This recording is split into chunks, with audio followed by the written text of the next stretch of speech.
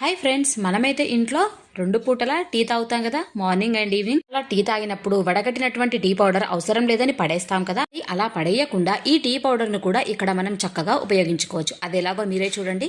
Mixie jar ను మనం regular గా యూజ్ చేస్తూనే ఉంటాం. దాంట్లో బ్లేడ్ అనేవి ఒక్కోసారి ఇలా టైట్ గా అయిపోతుంది, ఎంత తిప్పినా కూడా తిరగదు. అలాగే బ్లేడ్ లో షార్ప్నెస్ కూడా పోతుంది. అప్పుడు ఈ చిట్కాను ఉపయోగించినట్లయితే బ్లేడ్లు షార్ప్ అవుతాయి, మిక్సీ జార్ కూడా చక్కగా తిరుగుతుంది. పడేసే టీ పౌడర్ ను ఇప్పుడైతే మిక్సీ జార్ లో వేసాను. అలాగే కొద్దిగా విమ్ లిక్విడ్, మీరు ఏది లిక్విడ్ యూజ్ చేస్తే ఆ లిక్విడ్ వేయండి. అలాగే 2 స్పూన్ల సాల్ట్ కూడా వేసేసి, కొన్ని వాటర్ కూడా వేసేసి నుంచి 3 నిమిషాల పాటు ఇలా మిక్సీని పట్టుకోవాలి.